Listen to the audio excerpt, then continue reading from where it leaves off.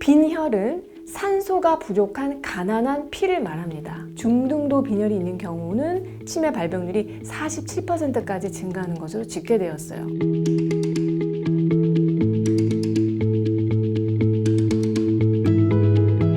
안녕하세요. 정세현 의사 라이프 레시피 정나래입니다.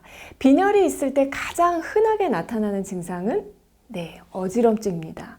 빈혈이 생기면 도대체 왜 머리가 어지러운 것일까요? 머리로 산소 공급이 잘 안 되기 때문이에요. 뇌는 우리가 호흡하는 전체 산소량의 4분의 1을 소모할 정도로 엄청난 양의 산소를 필요로 하기 때문에 산소를 밥으로 먹는다고 해도 사실 과언이 아니에요. 그런데 빈혈 때문에 뇌에 밥을 제대로 주지 못하면 뇌 기능의 노화가 빠르게 일어납니다. 국민건강보험공단의 집계에 따르면요, 실제로 빈혈이 있는 경우에 치매 발병률이 24%나 증가했고요. 중등도 빈혈이 있는 경우는 치매 발병률이 47%까지 증가하는 것으로 집계되었어요. 또 1분간 산소를 마시게 하면서 단어를 기억하게 했더니 산소를 흡입한 그룹의 사람들이 기억력이 91%나 향상되었다는 독일의 한 연구 결과만 보더라도 뇌의 기억력이나 기능 향상에 산소가 얼마나 많은 역할을 하는지 알 수 있습니다. 제가 이렇게 장황하게 설명을 드리는 이유는 빈혈이 흔하다 보니까 그냥 그러려니 하고 방치하는 분들이 아주 많기 때문이에요. 빈혈은 산소가 부족한 가난한 피를 말합니다.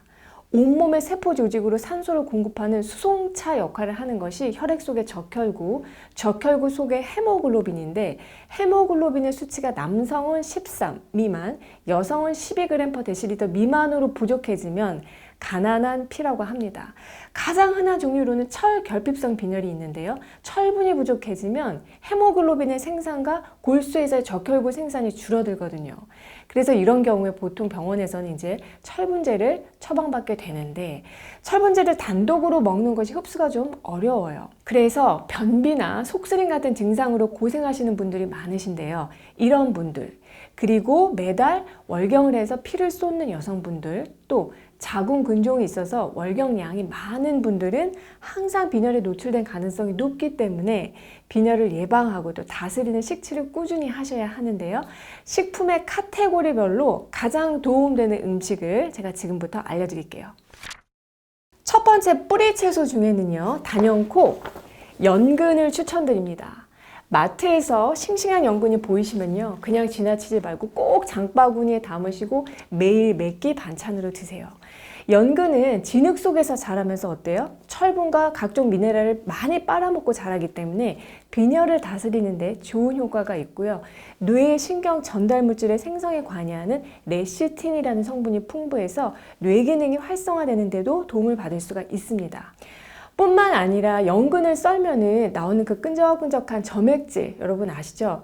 이 안에 뮤신이라는 성분이 있는데 위 점막을 보호해서 위염이 있는 분들께도 좋고요. 또 뮤신이 몸속에 당질에 달라붙어서 당이 분해되는 그 속도를 느리게 하거든요. 그래서 혈당 조절이 필요한 당뇨인 분들, 그리고 고지혈증이 있는 분들께도 적극 추천드리는 착한 채소가 바로 연근입니다. 그런데 연근의 이런 좋은 효과를 우리가 오롯이 보려면은 먹는 방법이 중요하겠죠.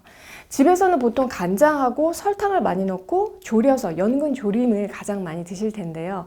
간장과 설탕 대신에 비타민C가 풍부한 과일과 같이 드시는 방법이 가장 좋습니다. 비타민C가 이 식물성 철분의 흡수율을 30%나 높여주기 때문이에요. 그래서 철분제도 오렌지 주스랑 같이 먹으라는 말이 있는 건데요. 마트에서 깐 연근 사지 마시고요. 껍질이 그대로 있는 통연근을 구입하셔서 흙만 깨끗하게 씻어낸 뒤에 껍질 벗기지 마시고 얇게 채 썬 그 연근을요, 끓는 물에 데쳤다가 새콤한 유자청, 들깨, 소금물 넣고 버무려서 무침처럼 드셔도 좋고요. 또 귤이나 오렌지와 함께 갈아서 주스로 드시는 것도 좋습니다. 연근과 비타민C가 풍부한 감귤류나 사과 같은 과일은요, 빈혈을 다스리는 데 있어서 시너지 효과를 200% 내는 궁합이 매우 탁월한 조합이에요. 두 번째로 잎채소 중에서는요, 깻잎을 추천드립니다. 저희 집도 얼마 전에 깻잎김치를 담았는데요, 너무 맛있어요. 고기 먹을 때 상추랑 같이 쌈으로만 먹는 채소를 여기셨다면 오늘은 이 깻잎의 효능에 아마 깜짝 놀라실 거예요. 우선 깻잎은요, 본초 강목에서 위장을 튼튼하게 해주고 또 동의보감에서도 속을 고르게 편안하게 하는 효과가 있다고 기록되어 있는데요. 실제로 깻잎은 한국인들이 가장 많이 걸리는 암이죠. 위암 세포의 성장을 97%나 억제하는 것으로 나타나기도 했습니다. 자, 빈혈을 오래 앓으신 분들은 소화력도 같이 떨어져 있는 그런 경우가 많은데요. 깻잎을 먹으면 위가 편안한 것을 느끼실 거예요. 깻잎의 영양소를 살펴보면요, 100g 기준으로 2.9mg의 풍부한 철분이 들어있고 또 동시에 비타민 C도 12mg 정도 함께 함유가 되어 있는데, 이거는 사과 3개와 맞먹는 함량입니다. 아까 그 식물의 철분은 비타민 C하고 함께 섭취를 하면은 체내 흡수량을 높일 수 있다고 말씀을 드렸었죠. 그래서 깻잎은 그 자체로 철분 함량도 높고 비타민 C 함량도 높다는 장점이 있을 뿐만 아니라 한 가지 더, 다른 녹색 채소들처럼 어때요? 엽산이 풍부하죠. 적혈구가 성숙되는 데는 꼭 필요한 영양소가 바로 엽산입니다. 자, 다만 깻잎을 드실 때 주의할 점이 있어요. 깻잎의 잔털에 농약이 잔류할 수가 있기 때문에 다른 채소들보다는 세척에 조금 더 신경을 쓰셔야 하고요. 깻잎은 하루 한 20장 정도 이내로 드시면 되고, 다량의 칼륨이 함유되어 있기 때문에 혹시 신장질환이 있는 분들은 섭취에 좀 주의하시는 것이 좋습니다. 세 번째로 육류 중에서 빈혈에 가장 좋은 것은 짜잔, 소고기입니다. 고기 종류마다 한의학적으로는 효능이 다른데요. 돼지고기는 진액을 채워주는 보음작용, 닭고기는 기력이 쇠할 때 기운을 보충하는 보기작용, 양고기는요, 추위를 느끼고 양기가 떨어질 때 양기를 끌어올리는 보양작용이 있다면, 소고기는 혈액을 보충하는 보혈작용이 있습니다. 영양학적으로도 소고기 100g당 철분 함량은 2.6mg인데요. 소고기 속 철분은 햄철이기 때문에, 그러니까 식물성 철분보다는 흡수가 더 잘 되는 그런 철분이기 때문에 빈혈이 심하거나 소화 흡수 기능이 약한 분들은 소고기를 섭취하시면 더 도움이 됩니다. 자, 이는 소고기가 철분이 풍부해서이기도 하지만 또 중요한 거 단백질 때문이기도 한데요. 골수에서 혈액을 만들 때 반드시 필요한 영양소가 바로 단백질입니다. 체내 단백질이 부족하면요, 골수에서 조혈 기능이 떨어지게 돼요. 그리고 소고기에는요, 비타민 중에서 비타민 B12가 풍부하죠. 비타민 B12는 엽산과 더불어서 적혈구 세포 형성에 관여를 합니다. 비타민 B12는 우리 몸이 직접 합성하지 않기 때문에 반드시 음식을 통해서 섭취해야 하는데요.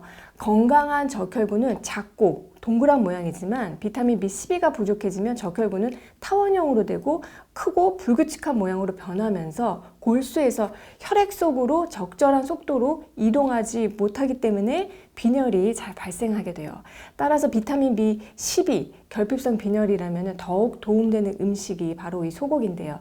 자, 먹는 방법은 그냥 구워서 드시는 것보다는 위장의 운동, 흡수를 더 돕기 위해서 물을 큼직하게 썰어서 소고기 무국으로 끓여 드시거나 장조림으로 푹 익혀 드시면 소화도 잘 되고 먹고 나서 속도 편해요. 마지막으로 해산물 중에서 이번에는요, 빈혈에 가장 좋은 식품 한 가지를 꼽으라면은 조개입니다. 그 중에서도 피가 난 것처럼 붉게 보인다고 해서 피조개라고 불리는 조개인데요. 그린다고 그랬는데, 피조개는 헤모글로빈이 많이 들어있어서 붉은 살이 특징입니다. 피조개에는 100g당 철분 함량이 무려 5mg으로 아까 방금 소개해드린 그 소고기보다도 많은 양이죠. 또 단백질과 비타민 B12, 엽산도 다 같이 풍부하고요. 혈액을 해독하는 작용이 있는 타우린, 또 황을 함유한 아미노산들도 다 같이 들어있는 그런 장점이 있습니다.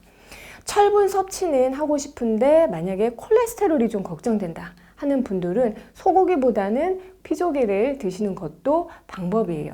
자, 3월까지 제철인데요. 고르실 때는 껍데기가 깨지지 않고 털이 나 있는 것을 이제 고르시고, 뭐 찜도 좋고, 또 제가 가장 좋아하는 방법은 채소 육수에 피조개를 넣어서 샤브샤브로 해먹는 거예요. 요즘에는 노로바이러스가 유행하는 또 시기이기 때문에 피조개는 어떻게? 반드시 익혀서 드시고, 또 그 손질한 칼이나 도마도 뜨거운 물로 열탕해서 세척하시는 거 잊으시면 안 됩니다. 오늘 내용을 다시 한번 정리하면 빈혈에 좋은 음식으로 뿌리 채소 중에서는 연근, 잎 채소 중에서는 깻잎, 육류 중에서는 소고기, 그리고 해산물 중에서는 피조개를 말씀드렸어요.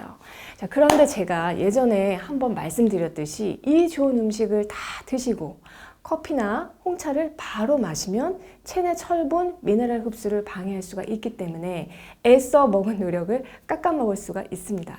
그래서 빈혈이 있다면 커피나 차는 식사 직후에 드시는 것은 피하셨으면 합니다. 여러분, 오늘 내용이 도움이 되셨나요? 올해도 정나래와 함께 슬기로운 식취생활 하시고요. 저는 다음에 또 좋은 내용으로 찾아뵐게요.